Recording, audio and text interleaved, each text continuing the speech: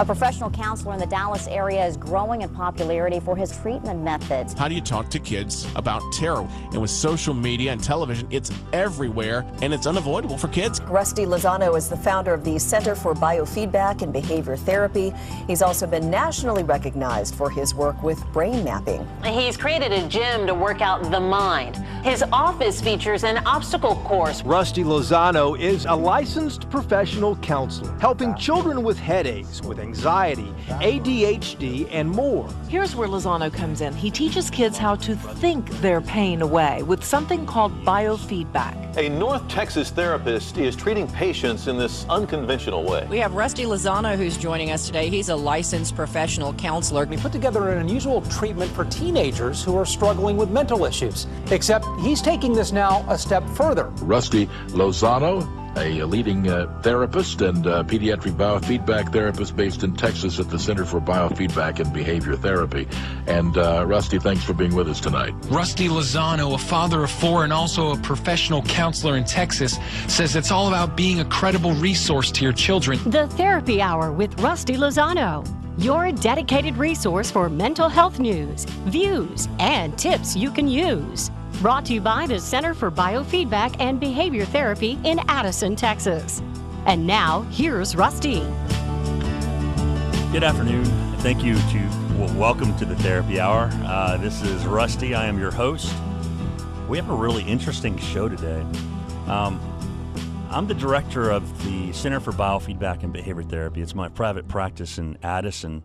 And we come across these cases from time to time that are just really just astounding. It's actually really miraculous. It's a very heartwarming type of scenario that you hear a child who's in pain and a family that's trying to figure out and get answers from it, and you hear their experience, and then what they leave with after receiving treatment is just golden. And so we have today joining us Kim Keys and Rachel Keys. And Rachel has complex regional pain syndrome, or formerly known as RSD. And so this is actually, it's a pain condition. It's if you're not familiar with complex regional pain syndrome, it is a chronic pain syndrome that it has really debilitating pain in the arms and the legs. And it's usually something that develops after an injury, surgery, a stroke, or heart attack. And the symptoms of this particular type of disorder is sensitivity and amplified pain. And here are some stats. This is actually from the Mayo Clinic, and they said that there are fewer than 200,000 cases of CRPS that are actually diagnosed yearly. So it's relatively rare, and it happens mostly in 80% of adolescent girls, and it could actually be a genetic disorder. It can be the cause. It could actually develop out of psychological distress or illness, or again, like a broken bone, an injury of some sort. But before we get started, I just want to kind of take some time to recognize the families that were affected by the storms last night, and Rowlett and Garland. There were tornadoes. Actually, my board operator, McCrae, a lot of people in his area were actually affected by it. In fact, one of his streets was one of the few that weren't actually affected with damage, but everything around him was pretty devastating. And so I just want to take a moment of silence just to recognize the people that are going through that, especially a day after Christmas.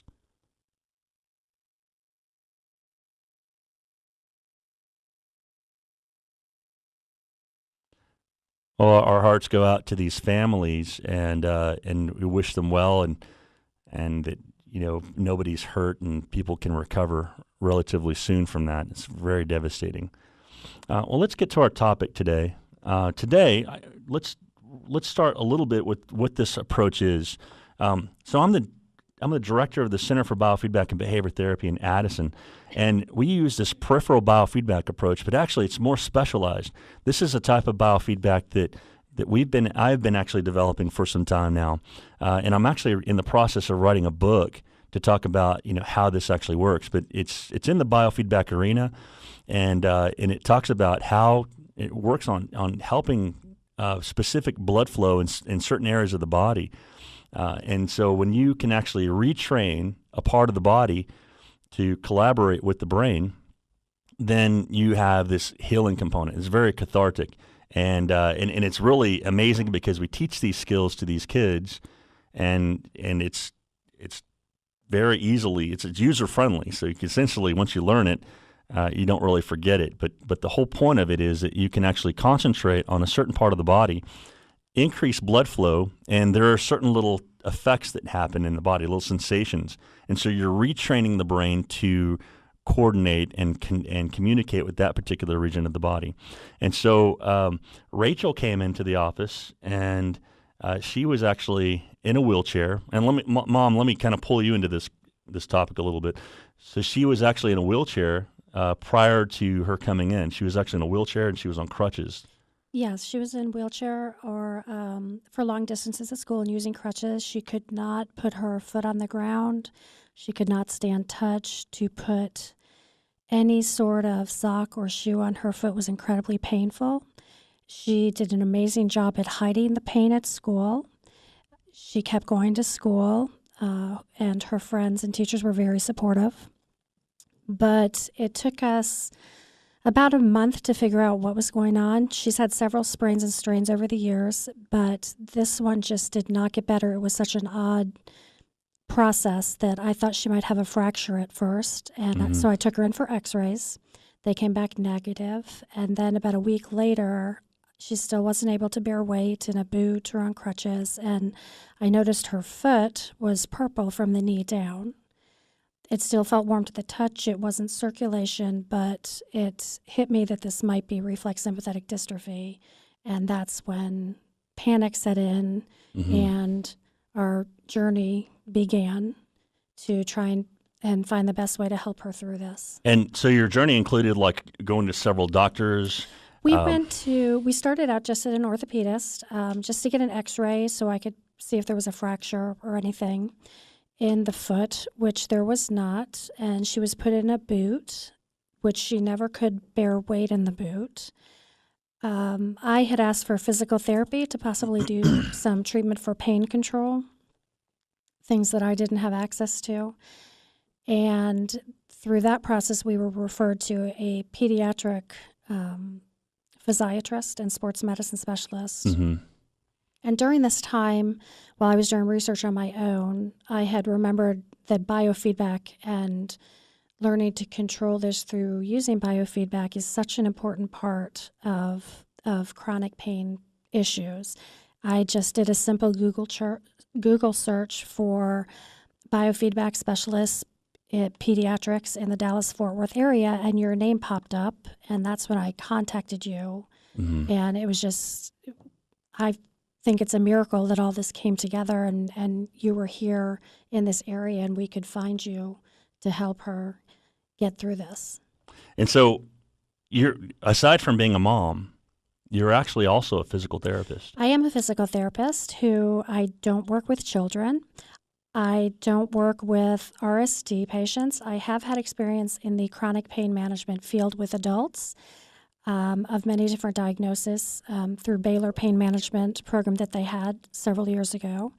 And that's when I learned how important the comprehensive part of this diagnosis was, that you have to address the anxiety and fear that comes along with having pain so that you can even tolerate the therapy. And any individual, it doesn't matter if you're a child or if you're an adult, if you experience pain, there's actually negative symptoms that occur from that. Obviously, you're uncomfortable, but then the emotional factor, and then we see this a lot in therapy with a lot of kids, we have to address not only the pathology of the symptom and the stress, but also address more the anxiety component, because now there's limitations on what they feel they can do. There's limitations on the quality of life. They can't go out and do things that they used to be able to do. And so there's a lot of fear that sets in and worry that they're going to make it worse. And so a lot of kids will they'll go internal and they'll start to suppress feelings and emotions. They'll start to shut down and limit themselves, and everybody around them are affected by it. And so that fear component that follows with a negative symptom, that's called positive punishment. And so they're associating the pain with the emotional state and the pain with a particular environment, and so they start to retract from wanting to do things that they've essentially have found pleasure with before. And then we start talking about, symptoms like depression that sets in, avoidances, emotional impatience, and like, I guess, impulsive aggression, impulsive anger, things like that. Did you experience some of that with Rachel? No. Actually, we caught it early enough, and she has such a positive attitude that no one realized how much pain she was in, including me at first. She started, before we found you, a couple days before we found you, she had started, occasionally she would break down in tears about what she could not do. She couldn't participate in swim team. She wasn't able to participate in gym class. She had a hard time concentrating at school. So it was starting to become more of it was starting to eat away at her joy, which broke my heart. And we're going to talk a little bit about that. I see you actually tearing up and getting upset.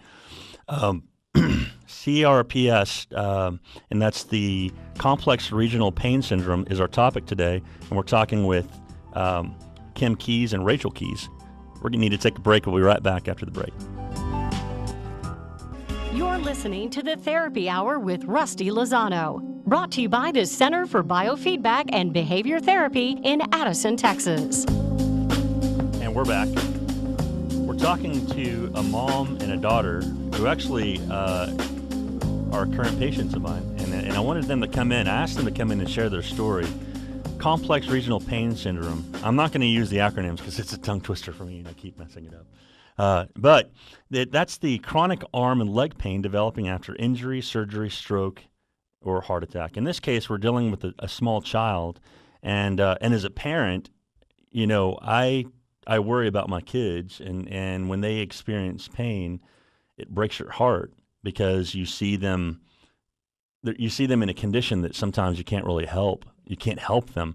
And you want somebody to come in and help them and to take the pain away. And like, you're trying everything you know how to do, and it could be really scary at times. That was an experience you had with Rachel, and you were very worried about like how she was progressing along, and you had a lot of specialists. It sounds like you did a lot of research, a lot of homework to find out what would be the best thing for your child and like try to figure this out.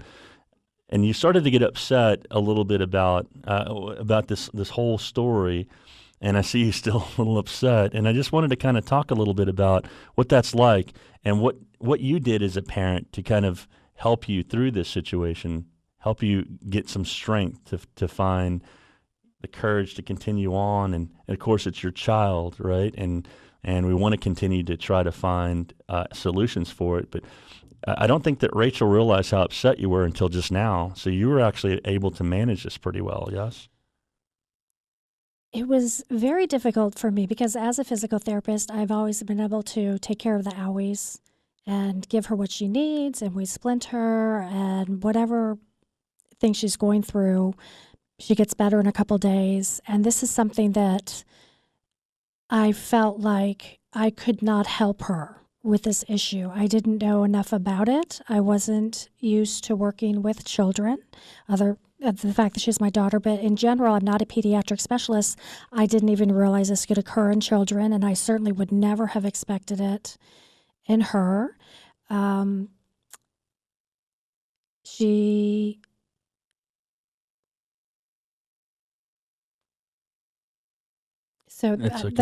did a lot of praying, and we asked for prayers from one end of the country to the other, and that helped a lot bring me peace. It was hard for me to think logically at first because I was in mom panic mode. I can't fix this. I don't know what to do. And then as I gained some peace, I started doing more research and looking into the different options that were available. And from what I understand in children, this diagnosis is missed very often. It's something that sometimes 6 months to a year, it's not diagnosed. And the longer this goes on, the more difficult it gets because it becomes more of a psychological issue. You have to break through that pain and that fear, because CRPS it's a malfunctioning of the sympathetic nervous system, which is your fight or flight response. Mm-hmm. So your your brain is telling your body and sending pain signals to get away. You're in danger. You're in danger. It hurts. It hurts. It's sending you constant pain signals 24 hours a day, 7 days a week. Yeah, Pain, it's never ending. and with occasional worse pain symptoms. She couldn't stand touch. And where that's part of the sympathetic nervous system and parasympathetic nervous system, if you don't address the emotional aspect, that fear just amplifies everything worse. Yeah. You can't get past that the fear of the pain to actually put weight onto your extremity, which is what you have to do to get through this. You have to be able to put your foot or your hand down on the ground, put pressure through it, move it to almost reset the brain and the nervous system to get back to a normal state. Yeah. With CRPS, what we see a lot is there's these sympathetic nerves around these little vesicles in all over the body. And so that's the fight or flight mechanism. When the fight or flight mechanism activates, that's the stress response. These vessels constrict and it reduces blood flow. So you don't bleed out if you get cut. It's a very primordial response. And so that there's that whole communication from the brain saying there's an injury here. And so then it's affecting the sympathetic nerves, and then it's actually bouncing back to the pain center of the brain, and then it goes back to the area, and then the emotional response you were talking about, the fear, will then trigger even more of a stress response, which then further constricts the blood flow. And so then you end up with like kind of a bluish foot, either a bluish area because there's very little blood flow, and then those neurons, those little active neurons, but actually the pain perceptors in that area are exposed. And it's like the game of operation is the way I usually explain it. If you move a little bit, you jolt and there's a little buzz and like you feel that. And that can actually be, it's a disconnect between how the brain is recognizing that area as functional or as obstructed. And so to the brain, that's a construction zone. And it keeps saying to the area that there's still an injury there, there's something that's still affected. And so then it continues to kind of bounce the signals back and forth that there's something affected in that region. And so what we do is we actually retrain that part of the brain to recognize it as something that it's not injured. So it's a reconnect, it's retraining, rebooting the system, if you will. And so then the effect is that you can actually recondition and reintegrate this normal function for the brain, and everything just shuts off like a light switch. It's really amazing. And the anxiety you're talking about is a precursor for all this. There has to be mental health. There has to be a psychological component involved with this, because if you don't address the anxieties, somebody who's living with pain will start to develop these sensitivities and these mental blocks on their own. And like as you were saying, if they have it 24 hours a day, 7 days a week, then you have plenty of time to develop a pretty grim outlook on the future and a grim outlook on your day. And so the attitude is what's important, is you have to keep a positive attitude. And in just a little while, we're going to meet Rachel, and you'll see she's just a little bundle of joy. You sent me a video where she was actually taking her first steps without. It was really impactful because her crutches were on the floor. You guys were in a store. Mm-hmm. Her crutches were on the floor, and she was walking. And she took a few steps and a few steps back, and she kind of tripped a little bit. And then, but then when she was done, she goes, ta-da, and she bowed down like she was just in a show. And I was like, that's just golden because, the attitude is what's a really important part of this. And I want to be able to kind of emphasize that to our audience, that if you do have a pain condition or a child with pain condition, you want to keep and motivate their self-esteem. Don't let them feel down in the dumps. Don't actually go and pursue some sort of counseling, some sort of treatment, biofeedback, and have them have the therapist address some of that emotional component, because if that actually then is affected, it can make the condition much, much worse. So real quick, tell me, or not real quick, but what happened when you guys came in? Before we came in, she had seen her physical therapist the day before, and he had just wanted her to increase all of the things that we had been doing, the sensory, the brushing, things to kind of calm the system down, which was very difficult. But still, when she got home from school that day, she was trying to do exercises. She couldn't even bridge on the couch. She still wasn't able to stand touch, exhausted. And we had the appointment that night with you. And even when we went and saw you, she was on crutches and couldn't put her foot down on the floor because of the incredible pain that she was in.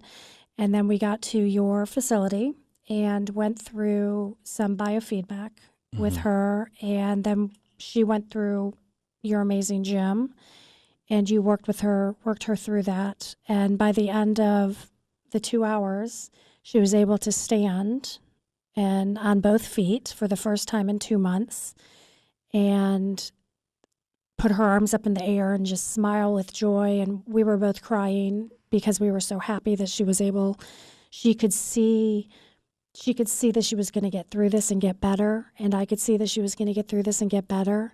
And it was an amazing, amazing moment. And it just happened the next day we had physical therapy, and he could see a difference in her leg already. He could see that the temperature had increased, the color had improved, and she was able to actually get on an exercise bike, and she was able to walk on a treadmill, partial weight bearing, which before, literally 24 hours before, she had not been able to do.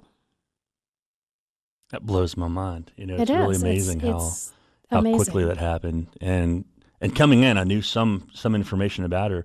I remember when we were assessing her, we were going through the biofeedback evaluation. I couldn't even put a sensor on her toe, but I wanted to kind of. I knew there were two different temperatures in the same foot, and one was about 4 degrees cooler than the other, and we couldn't even touch her toe at that point. And we kept checking in with her, asking her, "How's your pain what's your pain level?" She goes, "I don't feel it." Sometimes it would come. The pain would start to kind of approach, and we had already given her some skills to kind of deactivate that pain, and she was using it right there on the spot. And so it was almost like starting an old car. It was. She was very afraid to put her foot down, even in the gym. And she did take a couple of hard falls in the gym, and she got up and used the breathing techniques and the biofeedback techniques that you had taught her, and she just kept going and going. And the next day when we went to therapy, she used the same techniques before therapy, and it's amazing. It was truly amazing. I was very moved, and I was moved to see her have tears of joy, and I was affected. And these are the kind of moments that you just kind of, this is what I live for. I live for these kinds of days, and I really wanted to share the story. When we come back from the break, we're going to talk to Rachel. We're going to meet this incredible child and get some insight as to how she's actually able to keep such a positive attitude through all of this. See you in a bit. You're listening to the Therapy Hour with Rusty Lozano, brought to you by the Center for Biofeedback and Behavior Therapy in Addison, Texas. Break. If you're just joining us, we're talking about complex regional pain syndrome. It's a very rare disorder. There's fewer than 200,000 cases per year, according to the Mayo Clinic. And we have here Kim Keys and Rachel Keys. These are my patients, and they've agreed to come on the show and just kind of talk a little bit about what's going on, like what their story is, and especially Rachel. How you doing, kiddo? Good. How old are you? I'm 11. You're 11. I want to talk to you a little bit about what this was like for you. What was your life like prior to treatment and prior to your pain symptoms kind of being lessened? What happened? It was kind of sad because I didn't get to do a lot of things for a long time, and I kind of didn't get to do a lot of things. You didn't get to do a lot of things, and you're a bundle of energy. You're a funny kid. You have so much personality. Your mom shot this video of you bowing after you had walked for the first time at the store, and it was a really cool video because your crutches were on the floor behind you and you walked. What was that like for you? What made you want to try that? I was just kind of felt confident in me at the store. I was like so excited when I got home. I was just like, I just want to try it now. You were real excited. So you have a positive attitude about trying your new skills. Now, Rachel, you're a pretty outgoing kid. I've come to learn about you and get to know you some. What's it like living with pain? What was it like? Not fun at all. What was it? What's not fun about it? I mean, obviously, it doesn't feel good, but what kind of things did you do to try to make yourself feel better? What would you do when you were in so much pain? I would cry, and I would tell my mom that it wasn't as fun as it was the worst thing that kind of happened with sprains and stuff. You've had sprains in the past? Yeah, a lot. Anything like this? Nope. So where was it?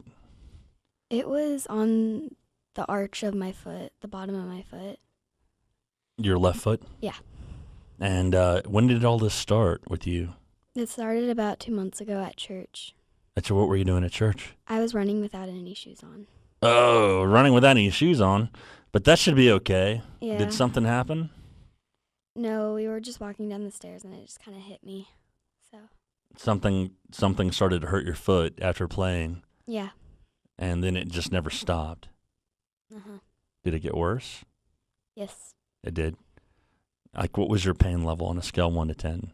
It was first at like an 8, and then it started going all the way up to a 10. Wow, so a full-on 10. Yeah. And it wouldn't go away? Mm-mm. See, how would you deal with this at home? We got a rice bowl, and we put my foot in some warm rice. So you're applying heat to it? Mm-hmm. Did that help much? Not that much. Not much. And you've been to several specialists. You're actually seeing Cody Jones over at Children's Health at the Andrews Institute, and he works a lot with you, yeah? Yes, he does. I actually saw a video of you actually on a treadmill the day after you were at my office. What was that like? It was a little bit painful, but then I started realizing that I was having actually a lot of fun. You were having fun? Yeah. So working on it, your foot is getting brushed, and then all of a sudden, like, you learn a new strategy. And let me ask you, because this is something, my daughter's in here, and I'm glad that she is, because she has headaches. And I try to help her with this, but, I'm a parent, I'm her dad, and so therefore I'm the last person that makes any sense to her because I'm just the dad. So you learned these strategies. What was the difficulty level? It was not too difficult, but it was difficult a little bit too. It was kind of difficult. Yeah. Was it difficult because you're feeling a little afraid? Yes. And I remember when I was actually assessing you, I couldn't even put a sensor on your toe. No. That was really painful for you. Mm-hmm. And then whenever you're actually, after we're done with the assessment and we're kind of talking about the results, we did this talent search, right? We call it a talent search. Let's see. Let me try to apply something and see if it works. And if it doesn't, it's no big deal. If it does, great. So we actually tried it. And did you feel something? Yeah. Did it work right away? No. Okay. And so did that mean that you gave up? No. That didn't make you give up, did it? And actually, you had I think it was your attitude. It was your devotion to want to try this, and you're really inspired by it. But then something started to happen as we were going through this, and you're feeling that paresthetic effect on your foot. You were feeling these sensations as I was kind of walking you through these series of steps. Yeah. And then you learned to do it on your own. Yes, I did. And then everything just kind of shut down. Hey, did you expect a big crazy gym like that at my place? No. You walk in, you can't really tell what's behind the curtains because we're in the clinic room. But then when you saw it, I think that inspired you to be a little bit more positive about everything. You wanted to get in there and play. Yes, I did. Yeah. Did you like it? Yes, it was really fun. Really fun, huh? Well, tell me a little bit about yourself, kiddo. Do you play sports? Were you playing sports prior to all this? I'm on a swim team, and I couldn't do it because it just hurt my foot so much. Yeah. And my daughter was a swimmer. Have you been back in the pool since? A little bit, but not on a team. Not on a team. So, yeah, baby steps, because you've been out for a while, right? Yes. What else did you do? We mostly just kind of stayed at home, I guess. Yeah. Because I couldn't do much. You couldn't do much. It's hard to get out. Did you go trick-or-treating this year? I did. It was a little bit painful at them, but it wasn't like the start. It was just a little bit, not a whole lot. And were you in a wheelchair then, or did you go on crutches? I didn't go trick-or-treating with my crutches or a wheelchair. You try to walk? It had not hit by then yet. Oh, it did not. It Okay, was I'm about sorry. a I'm ahead of week myself. after. It was about a week after. Okay. This all. So then it would have been around Thanksgiving then. Thanksgiving, like. Yes. What was that like for you? Did you have family over? Did you guys go somewhere? We had grandma and grandpa over. Yeah. So it was fun to see them again. Yeah. Were they worried about you? They were very worried about you, but they didn't. Yeah. Let her know. I can tell. I met your aunt, and I've never met her before, and she gave me a hug, and a long hug, and she was saying thank you, and I think a lot of people were really, really worried about you. Were you worried? Yes, I was. But somehow you kind of kept a positive attitude. And this is something that I want to spend some time on, because kids who start to actually feel, you haven't lived life long enough to develop negative perspectives on things. A lot of everything that you're experiencing, sometimes you're experiencing some brand new things. Sometimes you're experiencing some things that you've done before or like you look forward to. Usually it involves something that's fun for you. I mean, it's our job as a parent to kind of make sure that we keep you entertained in a way, and like kind of developing and involved with other kids and groups. And so if you start to see your child starting to feel a little bit overwhelmed, stressed, and they start checking out and they retreat back to their room, that's not something that would you have wanted to be left alone, or did you want people to leave you alone sometimes? Oh, sometimes, not a whole lot though. And did they leave you alone? Not only my family, not like my friends and stuff. But Your friends kept saying, "Come on, let's go." They didn't understand what was going on with you. They're like, "Come on." Yeah. That must have felt a little saddening, huh? Yeah. But your parents they never gave up on you. Go ahead, Mom. I was going to say, do you remember what you told me when I asked you how you could be smiling all the time? You were smiling all the time through all of this, and what did you tell me? I don't remember. You told me that smiling didn't take away the pain, but it made you feel better. Yeah. Right? It made you feel better. It did. A lot. She was smiling all the time at school. Her friends had no idea. Other than seeing her in the wheelchair and on crutches, they had no idea. She hid it and kept it. Kind of kept to yourself. herself. You really just kind of muscled through it, as we say. She did. Yeah. She did. She was amazing. And the scary thing is that you caught it soon enough. Right. Because she's a very young child. You're 11 years old. And had she had gone on, and this had been like, a syndrome that had lasted, 2-3 years, then they start to kind of develop, because her personality isn't fully developed as a child. She would have had a lot of these bumps and not have hit the developmental milestones, because there's a lot of avoidances, a lot of things that she's would feel uncomfortable with and would not participate in, because it's just kind of what, how her world is actually developed. And so she would actually have a lot of experiences that you wouldn't be sharing with, or you wouldn't have to give you a perspective of the world, because this is a beautiful place. There's a lot of great things to do here, a lot of really, really nice people. And so I think that your attitude was really a big part of it. So I I want to congratulate you on that, because it's not an easy thing for you to overcome. You know, I just gave you some tools, but really I think what made this happen for you was your attitude, and that you stayed so positive and that you didn't give up. And that's, you have your mom to thank for that, your parents, because they actually worked really hard to kind of motivate you. But at the same time, they were petrified. They were very afraid. And so, and for any parent out there that has a child that is experiencing something like this, whether it be a headache, whether it be some sort of neuropathy or pain condition, you know, to keep looking for resources. There's a lot of rich information out there. We're going to take a break. We'll be back. We'll be wrapping up and talk a little bit more about complex regional pain syndrome. Be right back. You're listening to the Therapy Hour with Rusty Lozano, brought to you by the Center for Biofeedback and Behavior Therapy in Addison, Texas. We are back.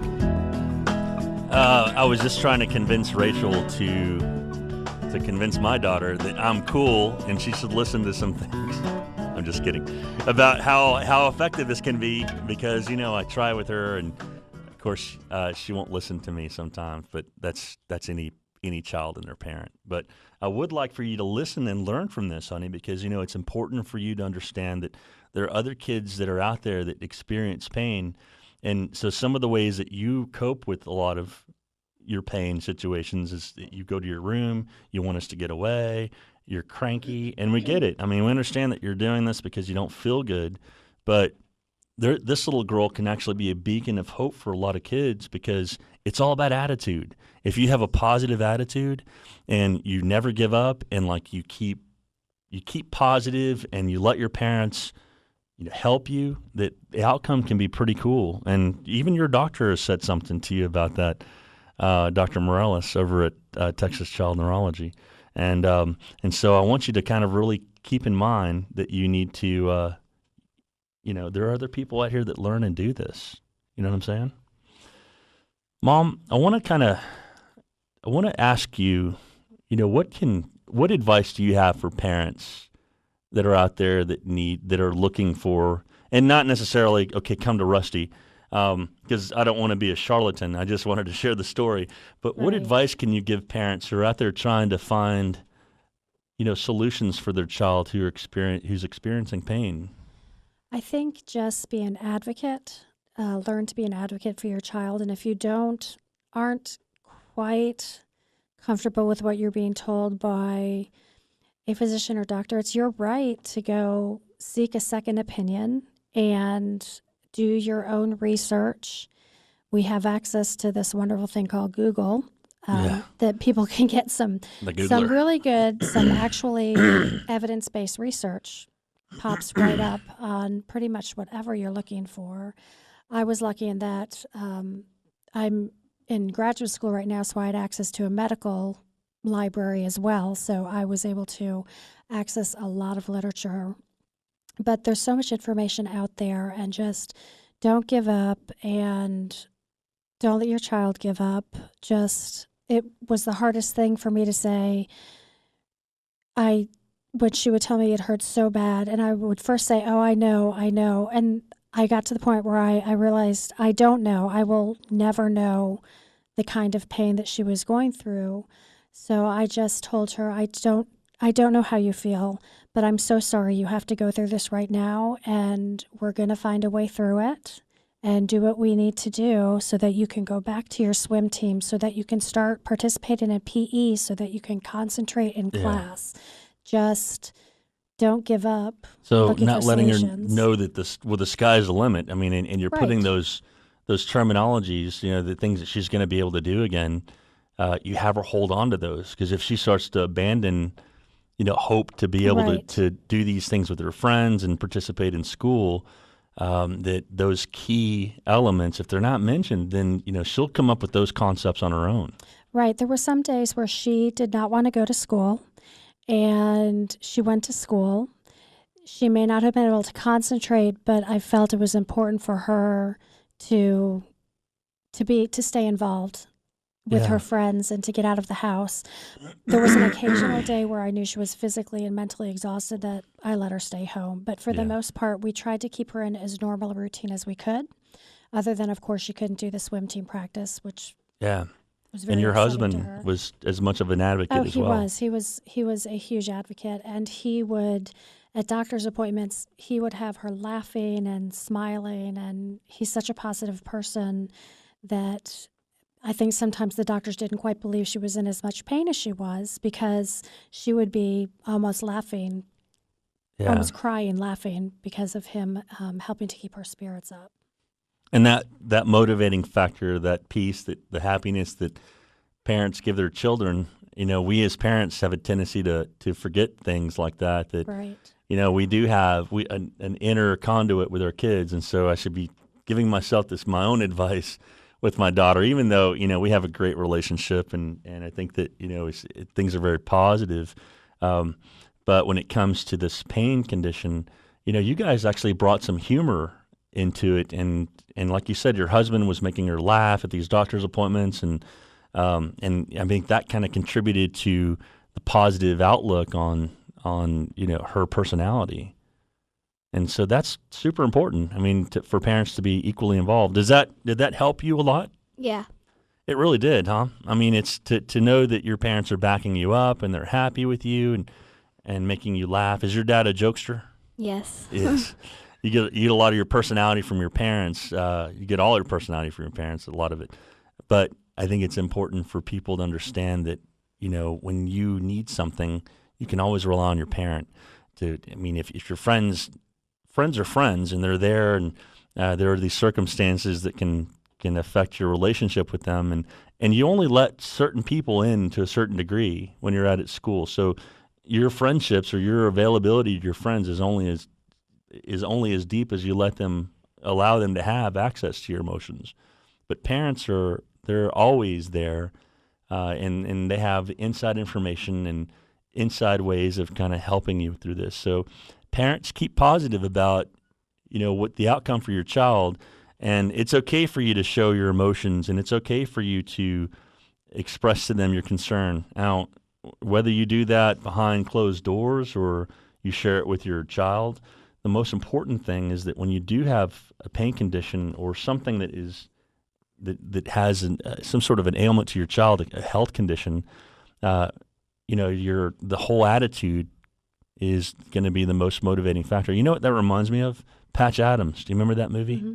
How positive he was. He'd kind of go in. Did you ever hear about the movie Patch Adams? You're kind of young. No. Well, he was this doctor. He was played by Robin Williams from the movie, but it was actually a depiction of a real doctor.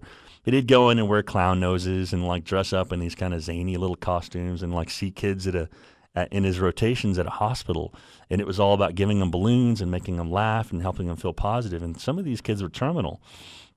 And so he started a trend, and it had helped a lot of kids really improve. I mean, and that's something that I think we kind of take for granted sometimes, is how is the child experiencing that whole emotional component to pain and a whole emotional component to some sort of a medical condition. And so we can help you. We can help. It's helpful to stay positive. It's helpful to stay in that, in that circuit so that your child is connected with you. Well, what's your future outlook? What do you want to do now that things are getting a little better with you? And we're not fully done, because there's still some things that we're actually helping you with. But what's your future plans? What are your future plans? I don't really know yet. I used to want to be a biologist. Yeah? But now I'm kind of thinking into something more. Like biofeedback? Kind of, yeah. What about sports? Are you going to do anything like that? I want to be a swim coach. Oh, that's cool. That's a great ambition. You want to get back into swimming then? Yeah. What do you like about that? I don't really know. It's just kind of, it's a challenge, and I like to do challenges, and it's just, I've been doing it since the 3rd grade, and it's fun. Yeah. Well, I wish you all the luck in the world, and excuse me, we're not done with you by any means, and we're going to teach you some more things to work on, but the most important thing that I want to congratulate you on is your positive attitude. and your willingness to try something new. So in the future, remember what this actually did for you, and you'll be able to overcome these obstacles as you get older. I want to thank you guys for coming in. This is such a great story, and I think that some of the things that we talked about was really amazing. It doesn't do the experience justice because it's all here in my heart and like what I felt, and it was just a really amazing experience to work with you guys and continue to work with you guys. And thank you so much, and congratulations. Thank you. Congratulations to you, kiddo. Keep up the good work. Thank you for joining us. This is the Therapy Hour with Rusty Lozano. We'll see you next week.